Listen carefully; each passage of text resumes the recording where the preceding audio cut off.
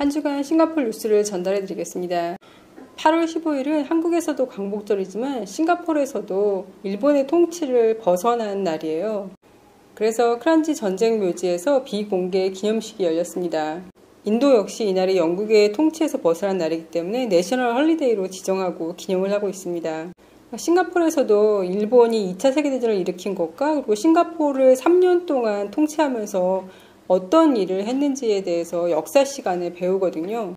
하지만 싱가포르는 8월 15일을 특별히 국경일로 지정해서 기념하거나 하지는 않습니다.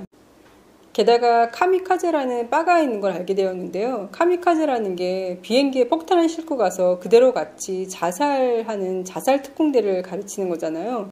근데 그런 이름을 가진 바가 일본에서 통치를 했던 이 나라에 있다는 게 좀 어이가 없었어요. 그래서 더 찾아보다 보니까 리복에서 이 카미카제 이름을 붙인 신발이 나오더라고요. 한국 사람들도 그 신발에 대한 후기가 있는 거예요. 아무리 디자인이 마음에 든다고 해도 그런 이름을 가진 신발을 사는 건 좀 그렇지 않나 하는 생각을 개인적으로 했습니다.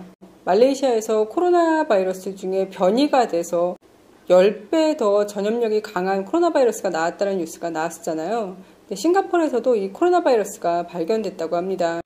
하지만 싱가포르 감염병 전문가는 너무 경각심을 갖지 않아도 된다고 얘기를 하고 있어요. 왜냐하면 이 변종이 전염성은 더 강하지만 덜 치명적인 것 같다라고 얘기를 하고 있습니다.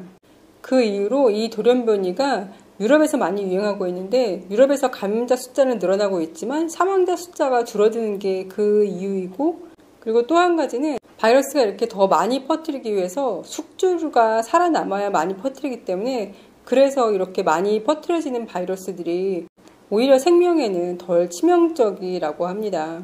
10배나 더 감염력이 강한 바이러스가 싱가포르에서도 발견되었다고 기사가 나오고, 며칠 후에 또다시 덜 심각한 감염을 일으키는 새로운 변종이 싱가포르에서 발견이 됐다는 기사가 또 나왔어요. 전문가들은 바이러스가 끊임없이 변이한다는 점에 주목하고 있는데요. 이런 돌연변이는 바이러스를 더 독하게도 만들 수 있고 덜 독하게도 만들 수 있다고 하네요. 싱가포르는 요즘 100명 이하의 감염자가 나오고 있는데요. 이번 주 초에 100명이 넘는 감염자가 나왔었는데 이미 모두 클리어됐다고 선언되어진 기숙사에서 100여 명의 외국인 노동자가 또 감염이 된 거예요. 정말 끔찍하게도 끈질긴 바이러스인 것 같습니다. 싱가포르는 지금 완화 2단계 정책을 하면서 5명 이상 모이면 안 되거든요. 근데 센강 지역에서 코피티암이 새로 오픈을 했는데, 코피티암은 약간 호커센터 같은 건데요. 거기 센강 지역에 코피티암을 새로 오픈을 한 거예요. 이 오픈한 날 사람들이 너무 많이 몰려들었고, 그리고 테이블당 5명씩 앉기는 했지만 서로 아는 사람들이 있었는지 이 테이블 저 테이블 다니면서 얘기를 나누고 인사를 하고 한 거예요. 그거를 어떤 사람이 비디오를 찍어서 본인의 SNS에 올렸어요. 코로나가 또 번질까봐 걱정된다고 하면서 SNS에 올렸더니 네티즌들이 댓글에 이게 바로 싱가포르식 코로나 파티다 이런 식의 댓글을 달면서 염려를 했습니다. 그리고 한 핫바 레스토랑에서는 수명을 받았다가 걸렸어요. 수명이 우르르 나왔는데 그걸 이상하게 본 사람이 신고를 했는지 레스토랑에 대해서 조사를 했는데 사람도 한꺼번에 많이 받았고, 그리고 10시 30분 넘는 시간에 알코올을 팔아서 그것 때문에 열흘간 문을 닫아야 되고 2,000불의 벌금을 받았습니다.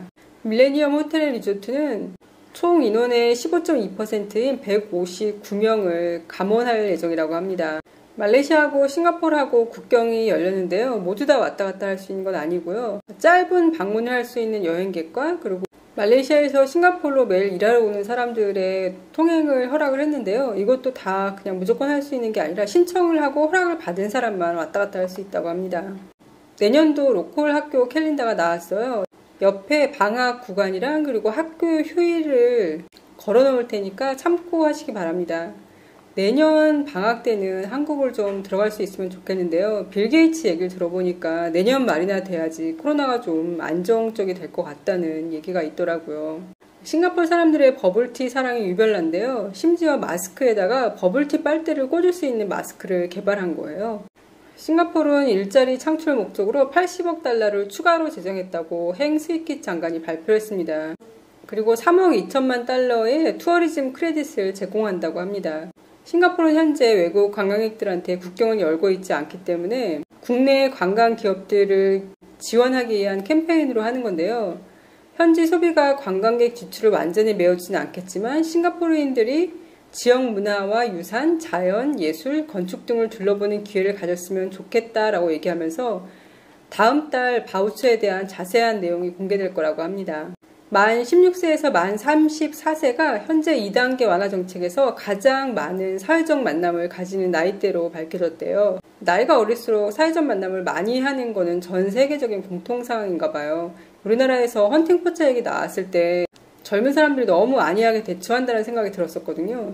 근데 유럽이나 미국만 봐도 젊은이들이 파티를 해서 많이 코로나에 걸렸다는 얘기도 들리고 저희 집만 해도 저랑 신랑 같은 경우에는 거의 서킷 브레이커 기간이랑 크게 차이가 없이 지내는데 아들은 매주 친구 만나러 나가고 저희 딸도 친구 집에 플레이데이트 하러 가고 그러거든요. 틱톡의 라이벌 비고라는 회사가 서버를 홍콩에서 싱가포르로 옮겼다고 합니다. 홍콩 보안법이 시행되면서 이 비보라는 회사도 옮겼고 그 전에는 네이버도 서버를 홍콩에서 싱가포르로 옮겼거든요. 싱가포르이 어부지리로 덕을 많이 보는 것 같습니다. 싱가포르 투어스라는 지역에 세계에서 가장 큰 부유식 태양열 농장을 짓기 시작했대요. 화석 연료 의존도를 줄이고 탄소 배출을 줄이며 국가 기후 회복력을 강화하는 데 도움이 될 것이다 라고 발표했습니다. 싱가포르에는 그린마크 인증 제도라는 게 있는데요. 건물의 환경 영향과 성능을 평가하는 등급제인데 올해 376개의 프로젝트가 그린마크 어워드를 받았다고 합니다. 예를 들어서 태양광 에너지 패널을 설치해서 태양광 에너지를 사용한다던가 온실가스가 배출되지 않도록 기후 친화적인 냉매, 냉각수 시스템을 설치하는 그런 빌딩들에다가 이 그린마크 인증 제도를 주었다고 합니다. 싱가포르는 2035년까지 새로운 림추강 자연공원을 포함해 400헥타르가 넘는 공간의 자연공원이 조성된다고 합니다. 정원의 도시에서 자연 속의 도시로 전환하려는 국가 목표의 일부라고 하네요. 라이프 SG라는 앱이 나왔는데요. 40여 개의 정보 서비스에 접속할 수 있는 앱이라고 합니다. 신규 서비스로는 CPF 탑업, 시즌 주차 갱신, 여권 신청, 주택 대출 적격성 통지서 또는 패션카드 신청 등이 있다고 하는데요. 싱가포르인이나 아니면 PR이신 분들한테는 많은 도움이 되는 앱일 것 같습니다. 한 가족이 센토사 해변에 놀러 갔다 왔는데요. 팔라완 비치랑 탄종 비치에 다녀왔는데 이 가족 4명 모두 피부염증을 일으켰대요. 가족들은 감염된 상처에서 고름을 제거하기 위한 절개 수술을 받았다고 하거든요. 포도상 구균에 감염됐기 때문인데요. 아마 모래나 물속에서 그 바이러스에 감염된 것 같다고 합니다. 그래서 해변 사용자들은 정기적으로 손을 씻고 상처가 있을 경우에는 절대 물속에서 수영을 하지 말라고 합니다. 그리고 바닷물에 노출된 후에는 샤워를 반드시 하는 게 좋다고 하는데요. 싱가포르 바닷물은 깨끗하지 않기 때문에 그냥 가급적이면 수영을 안 하시는 게 좋습니다. 싱가포르 핫팟 레스토랑 하이디라오 창업자가 싱가포르에서 가장 큰 부자라고 합니다. 두 번째 부자가 바이오메디컬 회사 창업주래요. 중국에서 싱가포르로 이민 온 사람들이고요. 싱가포르 50대 부자들 순위를 매겼는데 그 사람들의 재산이 작년에 비해서 28%나 증가했다고 합니다. 어떤 부자들은 코로나가 아무리 생겨도 본인의 재산들을 늘려가네요. 집에 혼자 있던 3살짜리 남자아이가 HDB에서 떨어져서 사망하는 일이 있었습니다. 아이들은 정말 조심시켜야 될 것 같아요. 싱가포르 베란다에는 방충망이 없거든요.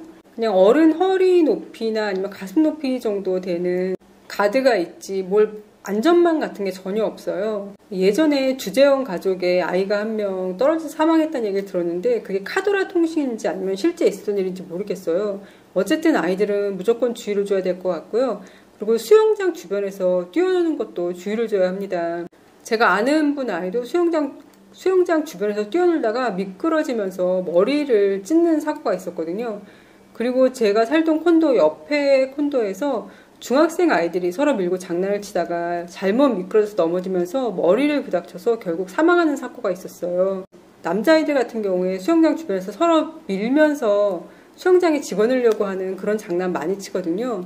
절대 뛰어다니거나 그런 장난하면 안 된다고 얘기를 해줘야 될 것 같습니다. 도자기처럼 생긴 이 도넛은 진짜 먹을 수 있는 도넛이에요. 예전에는 잉어가 놀고 있는 연못 케이크를 만들어서 기사에 났던 분이 이번에는 도자기 모양의 도넛을 만들었거든요. 도자기처럼 생긴 도넛을 만든 거는 한국의 김재용 씨의 도자기 도넛 작품에서 영감을 얻어서 만들었다고 합니다.